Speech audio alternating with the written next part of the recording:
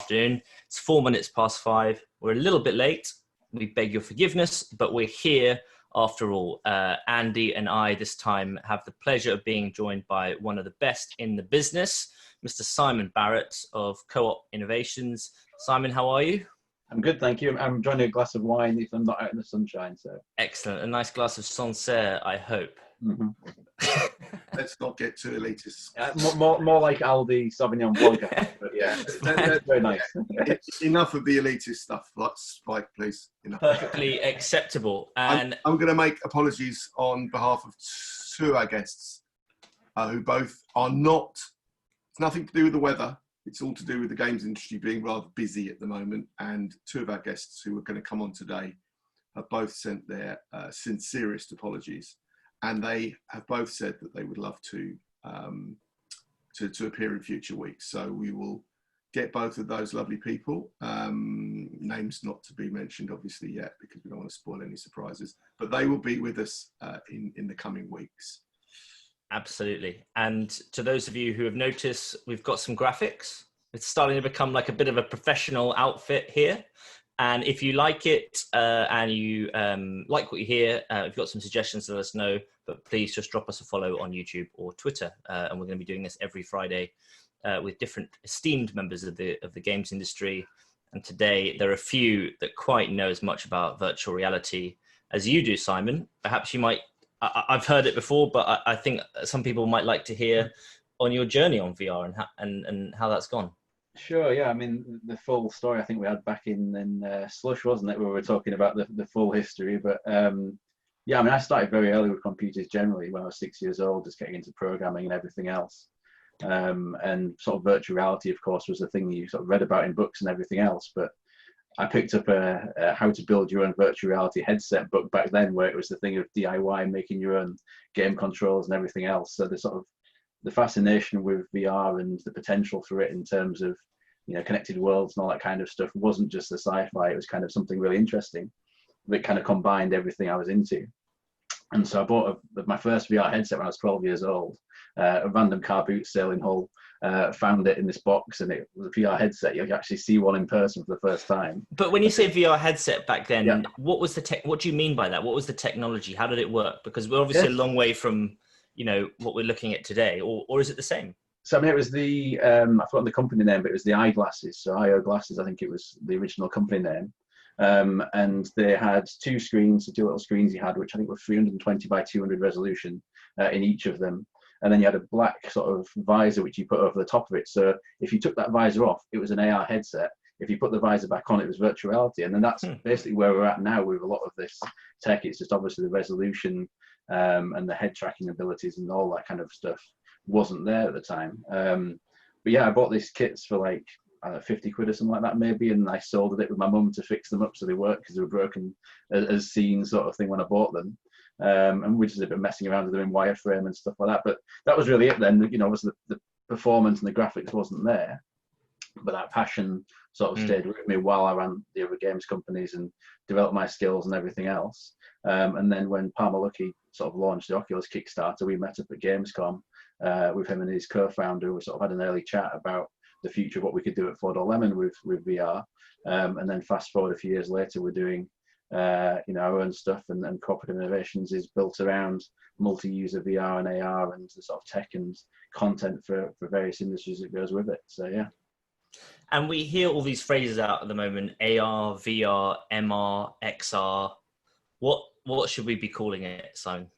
I don't like to get into those wars, to be honest, but yeah, I mean, we tend to say VR, AR to avoid confusion and probably to help with SEO for another abbreviations. But yeah, I mean, ultimately, as I was saying to some friends this morning, we're working with a theatre company based in Bradford on an upcoming project, and describing it to them, it is just that line of, you have that visor in front of that headset in the 90s. That's when it's virtual reality, because there's no visible reality in there. And anywhere from 0% to 100% or 99%, the rest of it is augmented. So ultimately, it's the same tech. You know, the tracking systems being used for doing all this stuff is exactly the same, which is why, you know, the people like Apple developing AR, they're as well set up for us to black out everything and be completely virtual. So I think that's the thing for us. it's the same techniques, it's the same hardware, it's the same tracking tech. It's sometimes the same user interfaces and stuff we're designing as well. So yeah, we're sort of hopefully well placed technology and talent wise for that upcoming VR AR storm. I think it should be AR. I think it should be called another reality. You know, because it is. You know, I mean, Today it feels like we wish we did have a different reality to some of the stuff going on. I'm sure. Oh yeah, I mean, behave yourselves, boys. Yeah, we've got to Twitter, Trump, Twitter. And Andy, what keep us away from politics, I think. Probably. Yeah, absolutely. It's all to do with life, but anyway. And Andy, where are you on the VR? In the VR, sort of, are you bullish? Are you bearish? Is it VR's time? What's your feeling? Good question. Talking to Simon just before we went live on this, it's probably the only thing, all of the R's, the only kind of thing in video games that I've never piled into from a kind of, you know, interested definitely, no doubt about that. But I was cautious to start with, you know, whatever it was, I don't know, 5 years ago, when was the Oculus? 5 years ago, something like that.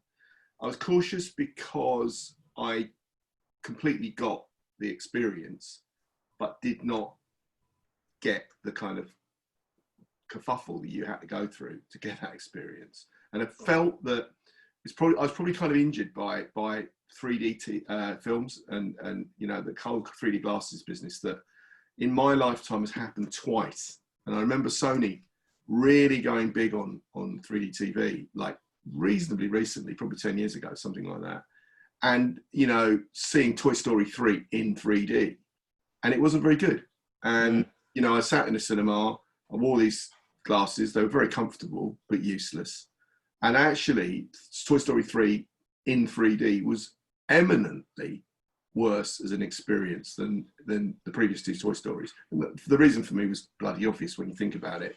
It's just that, you know, the resolution, the vibrance of colours, the fact that, you know, you don't need to see stuff in necessarily 3 dimensions, it just didn't add anything. And I was disappointed. So, I mean, fast forward, I'm really excited now by what Oculus are doing again. I think that's exciting. I'm still not sure that video games as we know them, where you generally sit, not always, in generally using a controller, not always, and generally playing for hours, not always, that I'm not sure that people of any of our generations are going to be able to handle necessarily the kind of the space and time that you're expected to, you know, your brain's expected to deal with within some kind of alternative reality. So that's just the thing. I think it's just, there's a few practical things. But having said all of that, there's so many bright people, including Simon, who are working on this stuff everywhere that, you know, I think the future's pretty bright. And at Apple, we know, are going big on AR. They've been going big on it for a while, so they need to kind of get on with it, frankly. But pretty much everything Apple go into pretty much seems to be worth watching. It's funny that you say that about cinema, you're not liking Toy Story. Actually, some of my favourite cinema experiences have been the modern 3D. Prometheus, I remember seeing that in 3D, and actually the way they use depth and things. I'm actually quite a fan of it, although I know that... the ironic thing is that VR is actually the best way to watch some of that 3D content now, because, of course, to Andy's point, on the resolution and the fidelity of the colours and stuff, that's possible to do in a VR headset much more easily than it was when you're trying to feed it through a 2D screen with, you know, various polarized or whatever approach you were using to do it. Yeah. It was ruined with a lot of those films because of the quality of the viewing experience, as you're saying. So I think, yeah, the few 3D films I've watched in a VR headset have been much better than any 3D TV experience I've had. And that's just, again, one way which it might get more adoption. You know, ultimately, these things are going to happen. Yeah, and I think kind of the thing that the kind of coronavirus, COVID-19, whatever the name is this week, okay, is teaching us is that we're missing stuff, right, as a race.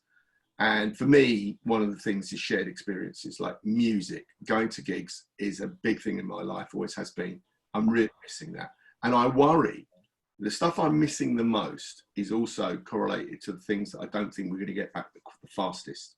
So, like, you know, watching live sport, being a cricket match or being a football match or being a rugby match or something, watching live music with friends in a very packed, you know, small, tight venue. That stuff's not coming back anytime soon, right? So maybe, you know, a reality headset would be a great way of seeing, you know, live music, for example. I think it'll be a step towards it. I mean, to what you were saying before about that sort of mental energy of the spatial experience and stuff, there's been a lot of talk about the Zoom fatigue recently in terms of the mental process of this square window we're interacting through. And limited research saying that actually VR version of you being represented is less effort for us to communicate. You've still got a lot in terms of lip sync and some of the expressions, especially when you're tracking hands and stuff like that, people who use their hands more to speak. And so perhaps that's an interesting kind of mix. Obviously, the downside there is not everyone has VR headsets yet, and you need that interlink. But also the eyes. That I mean, eye tracking. The eyes. So we do simulation of eyes for our for Space Team, for instance. So if you're holding something and you're holding it in front of your hand, we assume that with a little AI that says, well, you're probably looking at this. If you're looking over to a person who's speaking, you're looking at them, that kind of stuff. And obviously, eye tracking is coming in a lot of headsets now. So that plus, you know, there's been a thing this week of the HTC lip tracker doing some quite fun stuff in terms of the social VR of that. So I mean, there are the technologies coming. Again, it's one of those things where I guess we're at a version 1.0 now of you know, the iPhone, the first version of iPhone, to compare it to sort of similar adoptions and progress of this tech, where the price and the quality and the features has to sort of meet for it to be adopted. I think we're there now, and you know, the numbers from Oculus and everything else is showing that. Yeah, absolutely. And actually, just before we dive into, you know, the development process and everything, I'd love to. There's been a few iterations of VR technology. I remember as a kid, I remember there you had the red and blue lenses when you went to Disney World. Now I think it's sort of parallax angles. Disney World. What's the Disneyland? Fantastic.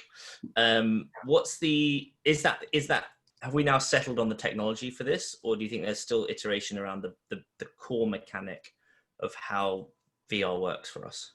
I mean, for VR, I think we're probably there. I mean, AR is interesting in that there's been a few different approaches taken by people, and now actually the very well adopted or very well liked AR headsets are primarily a VR headset with cameras on the front. You know, and that's what a lot of people have ended up doing. There was a concern that the latency between what is happening in reality and the camera capturing it to show it on a screen effectively a few centimeters away from where those cameras are, was going to be a problem. But you know, that's worked with Vario and a few other solutions, and obviously Oculus are talking, or people at Oculus are talking about their solution now. So actually it might end up being, again, the same technology being used, and it's much easier from a processing point of view to apply that virtual content over the top of those camera images with the depth information they can figure out from it. So yeah, I think we're almost there. I mean, there may be another change in terms of the AR tech, but from a hardware point of view, and I'm not a hardware person, I just know how to use the stuff. I think we're pretty much there. I mean, software-wise and sort of general processing power-wise, we still need better, you know, graphics cards to produce the graphics quick enough, and some kind of magic physics-breaking battery technology to power the graphics cards to do that, or for streaming technologies to actually work for 100% of the population, regardless of how many walls or windows you stood behind, because you know, those are the things which are talked about as the ultimate solution for this stuff, but ultimately aren't going to be that for everyone.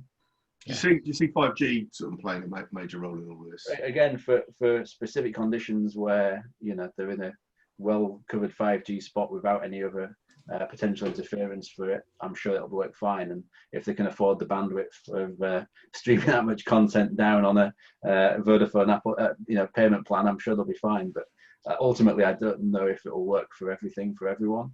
Again, it's kind of a subset of a subset in some ways. And you know, for enterprise, certainly, I think there's a use case there, because having cheaper hardware for more of your staff and paying the transfer costs probably is a better way to do it than having expensive headsets for everyone.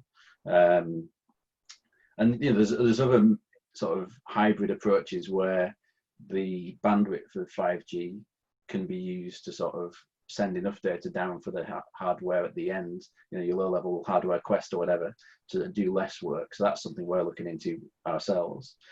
Streaming video as it is, I'm not sure is going to be sufficient if something goes wrong. You just instantly no image is going to be sent to you then, which is going to make people either sick or the experience is going to stop. And so that's the challenge you've got with using it for VR. Yeah, interesting. So, it's hard not to talk about coronavirus or COVID, or as Andy says, whatever we're calling it, whatever's going on at the moment, has had an effect on the active users of headsets. The numbers I've seen, they all seem to be going up. I think that's really refreshing because it's challenging this, mantra of, well, you get a headset, a PlayStation VR headset or whatever, and it just sits on the shelf getting dusty. There isn't the content for it. Do you think that do you think that trend will continue as things come back to normal? Or do you think there's still a novelty about VR, which is hard to sort of move into the regular usage?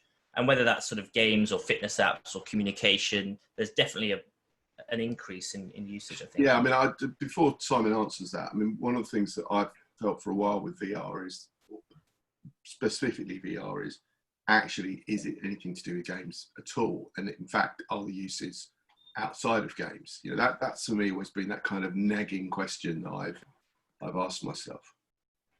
Yeah, I mean, I think the COVID crisis or everything is kind of an interesting one for VR. Some people are using VR as a fitness device. That's definitely a thing with Beat Saber and Pistol Whip and various other, Box VR and things like that. A lot of my notifications on Oculus app every day are people setting new scores in that, whether they're just trying to wind me up. That I'm not playing any games at the moment. But at the same time, I'm seeing games industry friends who I wouldn't consider to be fans of VR now are picking up headsets. Now they're available again. That waiting list has been there for 3-4 months of not being able to buy Quest and Valve Index and all the other devices. So I think we're kind of at that tipping point. I think that the content coming through is great. Hopefully we can be part of that as well. And there's an interest has been there, and especially with being all isolated, I think VR can be a very social thing, as our company is set up to be. These cooperative experiences, social experiences, things like Rec Room and all the other Facebook Horizons on the way. So it's a great way to actually meet up with people and hang out and play games together and feel like you're in a room with someone else. I know Alex on our team, the community manager, he said that it feels like he's in the room with Emma, when they're doing a play test, because they're stood there in Space Team having a catch up. How are you, sort of, hanging out, waving at each other, messing around and stuff. That it felt like you'd been with someone in the room, even though you actually haven't physically.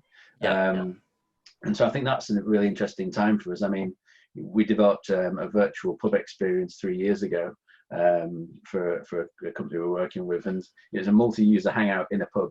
And sort of being able to do that now would certainly be a thing I'm sure we all three of us would enjoy to do, as long as you can get your pint glass underneath your headset sufficiently. So it's an interesting time for us. I think we aren't suddenly going to switch, like some people were saying, to all of us using VR headsets for every single meeting or everything like that. It's certainly for enterprise. The work we do with enterprise is very much a tool for specific scenarios where you'd need to physically print something, or it would be £100,000 to produce a prototype, and you can put a headset on and test it in 2 minutes rather than having to wait weeks and spend a lot of money. And it doesn't, to be an adopted device, it doesn't need to be used all the time. It doesn't have to be quite the same as your mobile phone usages, maybe. But I think it's at a point where, for certain industries and for games especially, it's very good now. You just look at Half-Life Alyx and the sales figures there, and the amount of adoption because of that as well. Yeah, and I was actually surprised by that, because it's still quite niche. The headsets that Alex works on are still they're the hardcore of the headsets, right? It's not like PSVR or Quest. And I was very surprised by, if the numbers have been fantastic, and I think it just shows that there's still maybe a gap between the content and the hardware. Like the content is still trailing a little bit behind the hardware. I mean, every single piece of hardware that's ever done anything has always been driven by great software. It's never the hardware that sells; it's always software. And certainly in the universe of video games, all of our lives, it's been that way.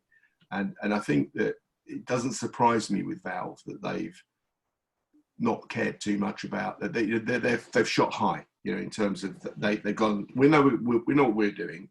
if you want to enjoy this, then you've kind of got to spec up as a player. And they kind of, that they know that stuff because they deal with hardcore games anyway, and they've got literally so much data on if not hardcore gamers, core gamers, in terms of the Steam community, that they know what people have got, what people do, what people like, what game time they're interested in, all that stuff. They've got all that data like nobody else has.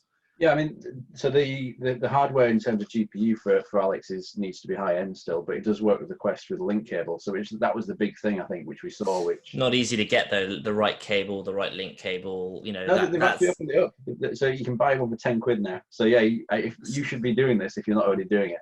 I tried it like a week ago, and it told me this cable wasn't the right one. This one was Amazon Basics cable based. No, it's not the Basics one. Anyway, I'll send you a link. Okay, yeah.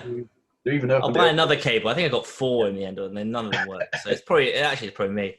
Yeah, I mean, the thing was they released their own quite expensive cable, which is a very good cable, but that kind of put a few people off in terms of the pricing on it. Yeah. They wanted to make sure there was a cable which was definitely going to work rather than trust third-party vendors for it. But actually, a lot of the cables, which are very affordable, do work. And so, yeah, I've had several friends who, had a decent PC because they've got a gaming PC.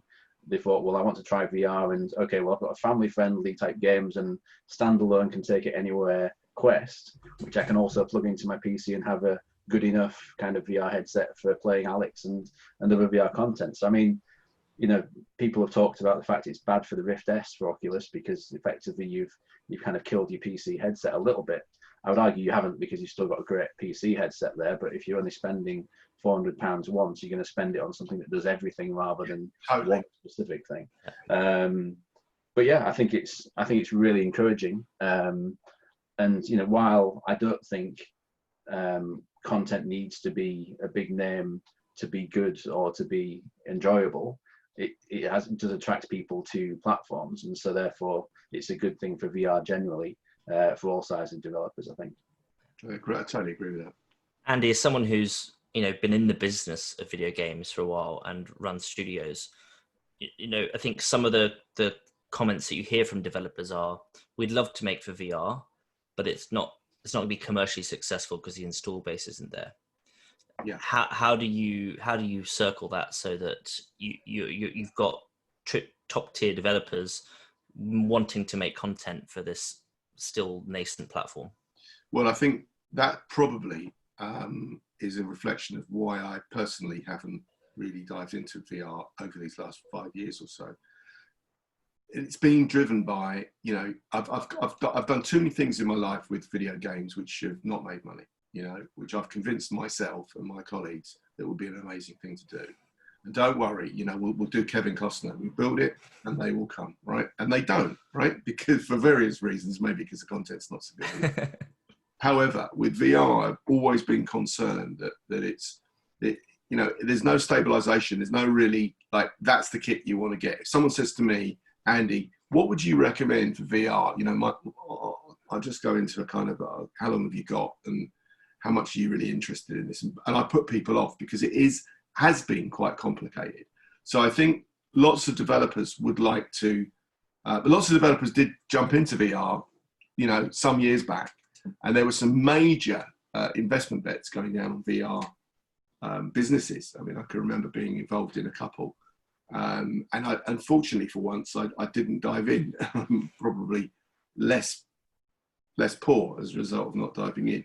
But I do think that we might be coming towards a point now where things like the coronavirus, which I do think are a black swan moment that nobody really thought was going to ever happen, that has moved like what we're doing now, video technology. Geez, all of us have been using video conferencing for a long time. It might have been Skype, might have been Teams, might have been Hangout, whatever. We've all been using it. Trying to get the rest of the world to sort of get onto it has been difficult because it's actually, people are quite lazy and they go, can we just not meet? Can we just not meet in person? So I think that this whole period, and let's face it, this coronavirus is global. This coronavirus is not going away. It's already made us have to adjust our behaviour and what we do. And that's an evolving canvas as well. Who knows where we end up. But I do think that there's a lot of talent now looking at what Valve have been up to and going, you know what, it might be time to think about this a bit more. But there has been a lot of money invested into the space, and a lot of money so far has gone, one way, kind of down the drain. That's not to say that a lot of the people who have been involved in VR development are getting amazing sets of skills. And I've always said to Simon, you long term, you're in the right place. It's just a question of how long you can learn and eat and pay for your food before there's enough people out there who want the product, that you're going to make. And let's face it, for smaller studios who are nimble, people like Simon's studio, they don't need to have the gargantuan amount of sales that the bigger studios require. So, I would say that the action is always going to come from smaller studios, which are able to be a bit more innovative, take a few more risks, and settle for, better from sales that aren't in the kind of, tens, hundreds of thousands, but probably in the low tens of thousands. And they go, you know what, that worked. Let's move on to the next bit. And it's like everything. It's all about talent, vision, talent, execution. Everything else is bollocks. Yeah, I mean, it's a good question. I mean, I ask myself the same question quite a lot. Ultimately, we've got a talented team of Unreal Engine developers with two founders who've developed a huge number of titles over the years and engines and everything else. And there are a lot of things which could probably make a lot more money than us developing VR. But the interesting thing for us, design challenge-wise, technical challenge-wise, and certainly business challenge-wise, is producing VR and AR tech and content. And while we've got some non-VR stuff we're interested in doing, it still would have a VR element to that content we're developing as well. So yeah, it's definitely a question when you sort of look at the huge amount of money really in gaming right now. When you look at the various cloud platforms paying for stuff in new stores, number of different content hardware platforms rather. But as Andy says, we feel like we're developing the skills and the tech, which will hopefully drive a lot of people doing in this area. And we're having a lot of fun finding these challenges, approaching these challenges and challenging ourselves every day with it. So Space Team last week came out, and seeing people enjoy that is not an experience you could really do with any other platform, right? And Space Team was a great game which people loved. 12 million mobile players over the years, and showing it at PAX, people just running up and being amazed by the fact they can get on VR. And we probably sold a few hundred headsets, over that weekend at the last ever physical games event that was PAX East.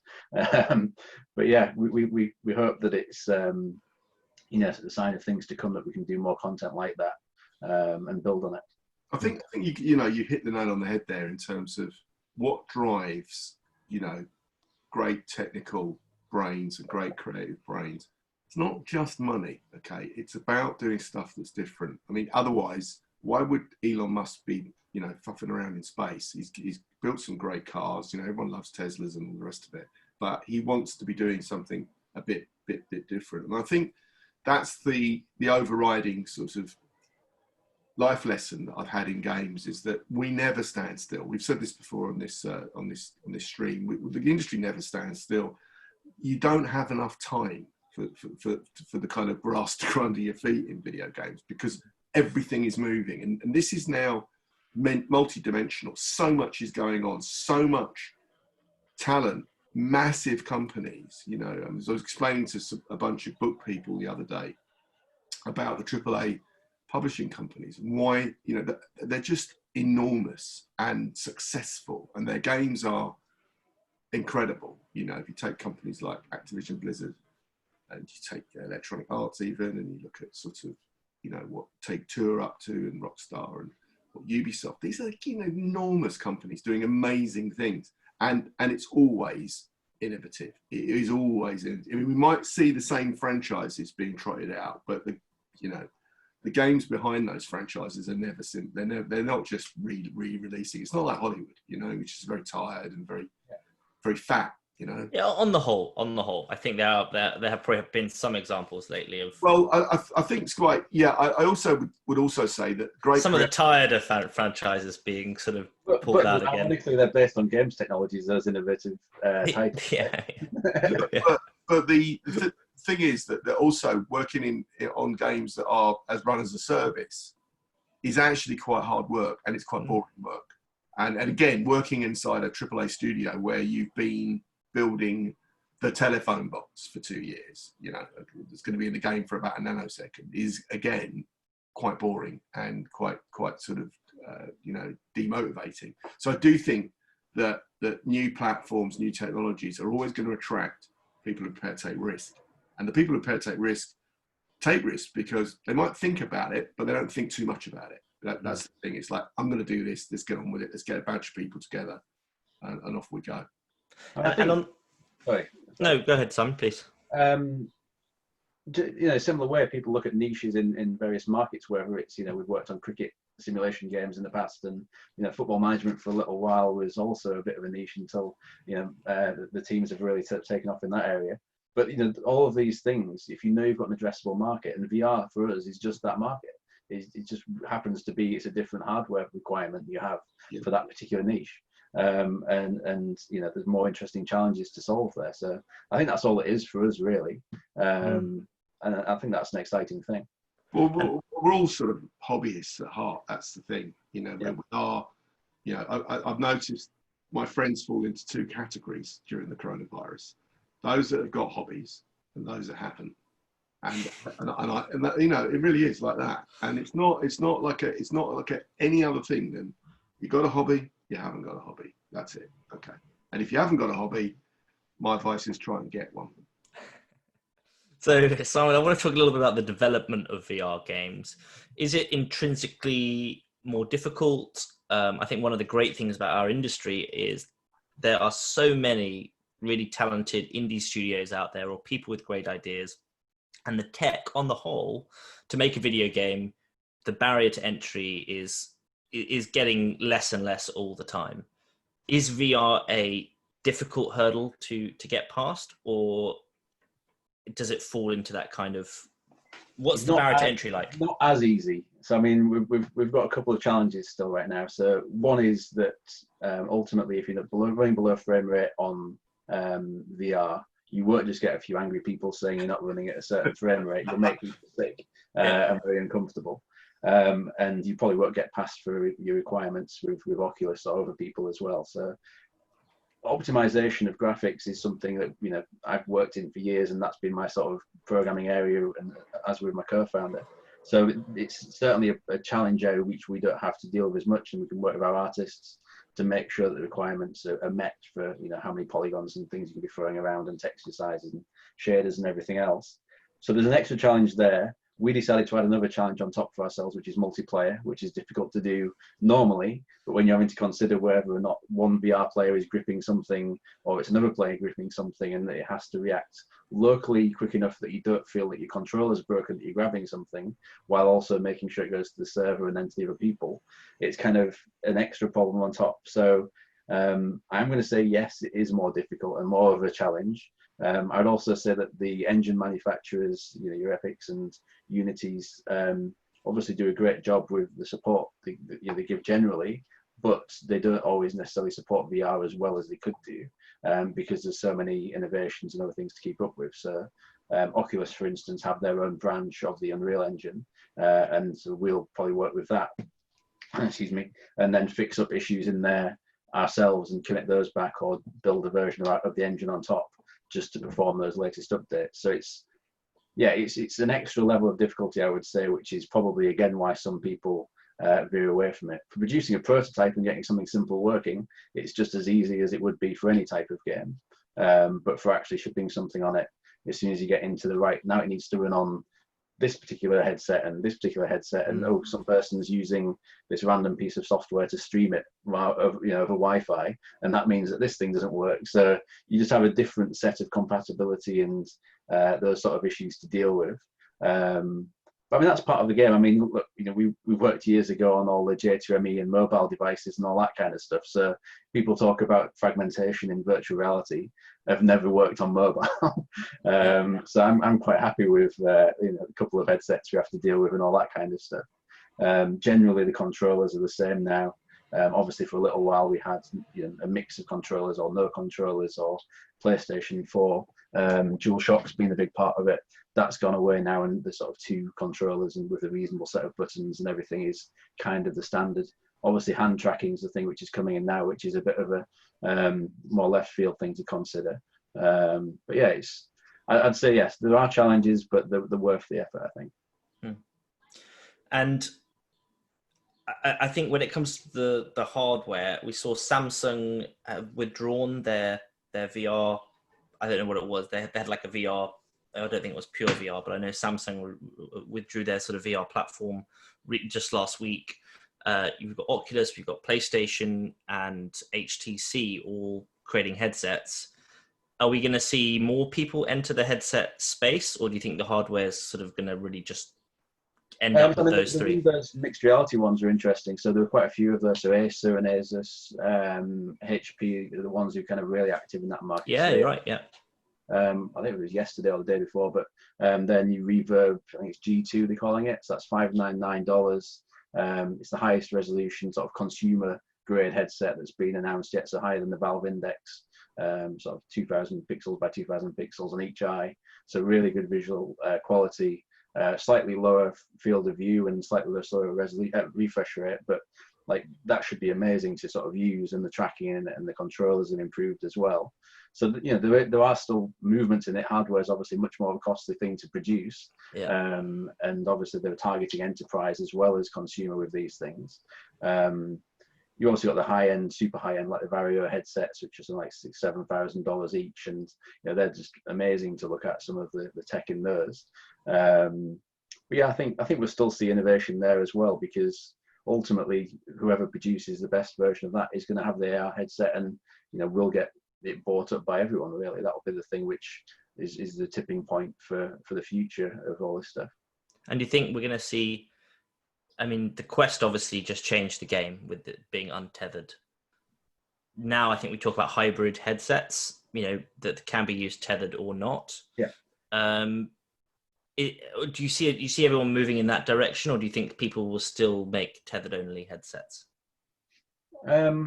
I think ultimately it is just transferring data, right? So if you have the technology to transfer data at low enough latency, then it doesn't really matter. It's about making sure that the movement of your hand or your head to go back to the processing unit to send you the new image to go up to the headset, as long as that happens quick enough, which is what they call motion to photon. So it's your movement to the photon back on the screen being displayed.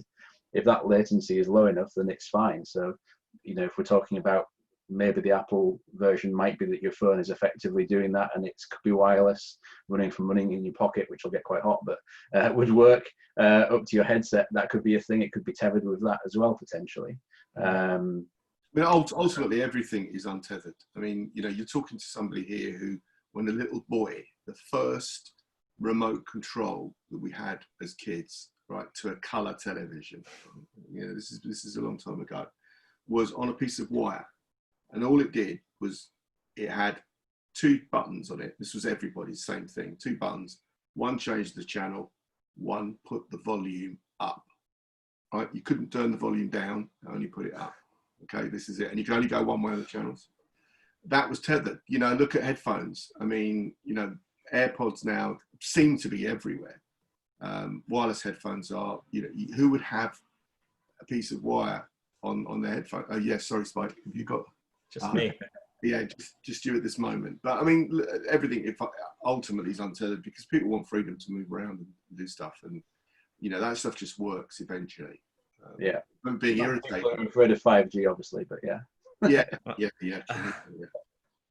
Glastonbury Council have they've got obviously some kind of bunch of nutcases down there who have actually been doing something anti-5G, not putting up masks. It's nothing to do with Glastonbury Festival. It's just the place. Oh no, I read about this. It's a private company, and they are selling for £300 each a anti-5G dongle USB key. Yeah, that's it. Yeah, put into your computer. And the councillor of Glastonbury town loves it so much, he's even wondering if perhaps they should roll them out for the whole town. Yeah. And so a tech company thought, this is interesting. Let's break down the tech and understand what they're doing here. They couldn't find the difference between that and a standard Chinese $5 USB key, except for one thing, which is actually where the real patented technology is. It's a hologram sticker that, to the untrained eye, looks like one of those hologram stickers that you stuck on your pencil case when you're a kid. But actually within that is a technology that creates a 5G bubble around you. Amazing. And even though he's presented with this evidence, the Glastonbury Town Councillor still thinks it, it's really made a difference to his life and wants other people to use it as well. Yeah, they were talking about crystals and all this kind of stuff. So it just goes to show all technology, sometimes you just can't quantify things, just down to sometimes there's a magic factor about technology. Well, there's still people who think the world is flat.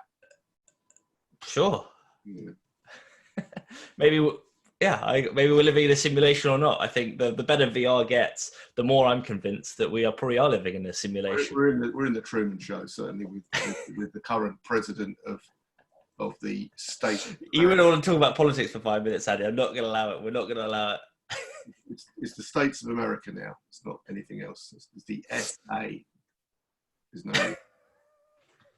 no you. Sure. Hey, I think you're right there, Andy. The only thing I'd say now is, will the coronavirus be solved, as in no longer a threat, before the civil war breaks out in America? That's the thing. It's just about timing. Well, actually, interestingly, one of the things that stops civil war breaking out within societies is a perceived external enemy or force. And so I think the answer is no, there won't be a civil war in America, because we're moving into a Cold War with China. Right. Whether rightly or wrongly, I think a lot of apologists for China are probably reassessing their position right now. But I think, right or wrongly, America will see China as the bad guy. And when that's a bad thing when that happens, because you won't be able to get your 5G protective bubble dongles anymore. Yeah, that's it. And you're going to suffer, Andy. So I knew we wouldn't keep you two away from this. Anyway, It's inevitable. we got another 10 minutes, so I want to talk about we want to pick Simon's brains on VR while we This is can. just because we were in a pub normally, I think, rather than anything else. Well, great. This is what this is for. It's a Friday, it's just a Friday. Exactly. Friday night. Yeah. So I guess I'd love to know, are you and your team using VR more from a more social perspective? I would assume that your team are using VR for stand-up meetings in the morning, or for, team powwows and brainstorming sessions and things, or are you still relying on traditional kind of Zoom calls or Discord channels? So we still use traditional, which I think may be because we're normally in the VR headset developing anyway. Yeah, it's an interesting one because we've definitely talked about it, and we do check out other social games as well, and we hang out in those sometimes, and we've tried like whiteboarding in VR and stuff a few times, but generally we normally have the headsets sort of stuck to our heads most of the day, and you're in and out with them anyway, so having a break with not doing that can sometimes be a benefit too. It's something we're looking at from a company point of view, like do we expand on the sort of social VR stuff we've built up and look at those types of solutions and stuff. Ultimately a lot of what we build for clients is related tech to having multiple users in a VR space together doing whatever the particular task is that you do for that client. So the Innovate grants which have come out recently, that's something we're looking into as well, the R&D going on there. So we're doing some work with some of those grants and the R&D that's available, and we'll see what comes of that, so watch this space. I think for our team, it wouldn't be a problem for us to do those stand-ups in VR, certainly. I mean, we could expand the player count for a space team and probably all jump in and just shout some stuff and shoot some ray guns at each other. It would be a good way to do stand-up, I guess. Yeah. I think, one of the things that I've seen recently, VR's been used in, automobile design for a little while, architecture. You can see there are some really... Car design, isn't it? Yeah, sorry. Actually broadcasting from the UK at the moment. Car design, motor design, and then, but also, as I mentioned earlier, a lot of fitness apps coming out, games. What's that? What do you think what's the use of VR? Do you guys think that's going to really move the needle and make sure there's a headset under every kid's Christmas tree? What is the sector? Is it games that does that? Don't say killer app. because it's not a thing. Isn't it? There's no silver bullets. It's enough utility. I mean, ultimately it's, the app stores and everything else wasn't just one app necessarily. It's enough utility for it to be there for people. So I don't know if it's going to be adopted for enterprise more than it is for consumer use, which, could be entertainment. I mean, Oculus Go, which is a 3 degrees of freedom headset and just rotation, that was primarily used for watching videos. So, people who had a small screen or were traveling or whatever and wanted to watch something really big on full screen, Netflix usage, whatever, YouTube, that works well. I mean, I do my rowing with my virtual reality headset on and catch up on YouTube videos. So it's certainly a thing to do, in terms of where you don't have a screen otherwise to be doing something, and it's an option. I don't know. I mean, I don't know what is going to be the thing which drives further adoption. It could be its price point. I mean, ultimately, you have a lot of people who are interested in checking it out when they've had that experience, because you can't get the experience from watching a video of someone doing it. Like, you can see that someone's having fun playing Beat Saber, and you can listen to them talking about it, or whether they've walked around a place that they've never visited before, and it's like the Anne Frank House Museum that you can go and visit and things like that. Until you've experienced it and you can tell that you can actually sense that you're in that space and interacting with it, and you do forget that you're in a virtual world and lean against a wall or a table and slightly fall over, until you've had that sort of click with you, I don't think you really get it. And ultimately that comes down to just people trying it, whether that's a cheap enough price point. We've not even got onto subscription for hardware yet. So a big driver of adoption for mobile phones was actually around, your car phone warehouses and people like that, and it's £20 a month rather than, grand up front or whatever. And, you mean subscriptions to actually, instead of buying the hardware? Yeah, I mean, absolutely. I mean, it was certainly a thing for companies like Car Phone Warehouse for a while in the UK. It was a thing where you get your PlayStation on your monthly amount with your phone and stuff like that. So I think we'll start to see, as the headsets are more available production-wise, deals like that happening. If you imagine getting a free game every month with your your Oculus Quest 2 or whatever it would be, then people would see it as just another content platform where you can do your social VR, you can do your fitness stuff, you can try all this new content every month, and it's £25 or £30, and you can watch your Netflix on it as well, and you don't need to have that. Yeah, so someone's got to kind of got to own it, really. That's the thing for me. It's got to own the space, and I guess Oculus are probably at the moment the company that you could probably say that's what they're doing. Facebook are doing, whereas Sony, for example, I'm not sure what they're doing. Do you know what I mean with PSVR? Well, they said they've sold 5 million PSVR headsets. Is that the right number? I mean, in theory, PlayStation's got the biggest install base, and they've got some great content on there as well. Obviously, and supported in PlayStation 5. We'll see. I mean, it's whether or not it's about units at this point, whether it's about software, or whether it's about that future where it goes. Because obviously, Facebook have an overall idea of connecting us from Zuckerberg comes to the Oculus Connect conference every year, or did until this year, and talks about the fact that it combines with their ultimate goal of Facebook, which is connecting people. And obviously part of that in the small print is there's some advertising to do with that as well. But that's ultimately a monetization for them. That'll be something who's got his face up Trump's arse. We're straying again, Andy, I think. Andy was straying. Join us at 6 every Friday for the Andy Politics show. Yep. I would definitely tune in there. Keep using Facebook, boys. Yeah. But I think that, ultimately it's what is the purpose. So, I mean, for PlayStation, it is about gaming. So, I mean, obviously that is their ultimate, it's an accessory which really does make games better. And how many of those headsets do you think are actually being used of those 5 million? Because I don't believe it's many. Ask me when we've launched Space Team on PlayStation. Hopefully, yeah, no, I'd love to. I'll tell you the exact number because everyone's bought one. Yeah, I mean, I think the interesting thing there for me is that non-games friends who, obviously they've got a PlayStation anyway, but not a lot of people do use PlayStation just to watch Netflix. So, it's a device watching Netflix and Blu-ray basically. And some of those people, and it's only anecdotal, of course, but they've bought PlayStation VR because it was the cheapest way to try VR. Yeah. And again, talking about hurdles to get into something, price, it can be that thing. And if they see it discounted, and it's whether it's a No Man's Sky or whatever it is they want to try with it, something they're enjoying, that will bring new people to VR, and whether they stay with a particular lock to a certain platform or not, probably not. So they'll move to a Quest, or they'll move to a Valve Index, or whatever it is, wherever the content that they want to be enjoying is. And that's just great for us as developers. Yeah. Interesting. Okay. Well, look, Simon, it's been great to have you and pick your brains about VR.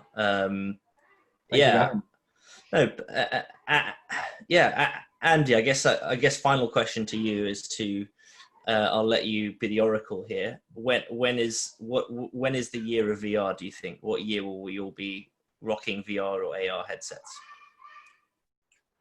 I'm going to say never. Simon, don't listen to me. Simon, don't listen to me. Cover your ears, Simon. Well, as in VR. As in VR. I think maybe, I just think it's been hanging around for a while now, and it hasn't really done it. And I just feel maybe we're going to move into, realities, alternate realities, other realities, that kind of thing, definitely. What that means, my head says VR is a thing that's here in a headset. It's quite big. I'm not sure I see that, to be honest. I'm just not sure I see that. I'll make the point which normally comes up on this is not everyone has an interesting reality to augment, right? And that's where it comes in, because VR can put people into a space together which doesn't have to be where their local surround is. And I think AR, and these devices will be the same, AR and VR, it'll do both anyway. Yeah. And so AR will be a useful, practical, okay, it's going to tell me that the dishwasher finishes in 10 minutes when I look in the kitchen and glance at it. And it's going to have that screen on the wall that I'm watching, and TV industry is broke because of that now. So all these things will happen because of the AR side, but ultimately for the virtual worlds, for the gaming, for the socializing, you can hang out wherever you want to. Look, I think that you're onto something there, because I remember going to do something around esports at the West Ham Foundation, and we talked about kids that were just from backgrounds where they don't even get out to see blue sky and green fields, and could, an aspect of another reality be something that could help them just learn loads more stuff, just really be their kind of theatre, their cinema, their sports field in their head, in front of their eyes. Now that starts to get really interesting, because then it starts to become a social thing, which effectively is what mobile phones have become. How many people don't use the phone to speak to anybody? Very few people use the phone to speak to many people. So I think that Quentin Tarantino doesn't have a mobile phone or use email still to this day. He's exactly the same age as me to the day, and about an hour. I think he's an hour older than me. He was born at night at 7:30. So you should feel very proud that you've cottoned onto this technology, and others of your cohort still can't figure it out, Andy. Yeah, I've always been quite young in my head anyway. But getting back to your strain, Spike. Sorry. But getting back to, I do think that having a different reality is a really big thing. And I think that's what people want, and that's why they use social networks and all that stuff anyway. So actually, I'm not saying Simon's backing the wrong horse. I think you're backing the absolutely right horse. I just don't know whether games are going to be the thing for well, to your guys' point, the name of the metaverse in Ready Player One is the Oasis, right? It is this kind of aspirational, escapist kind of something. When you're in a desert, the Oasis is the place to be.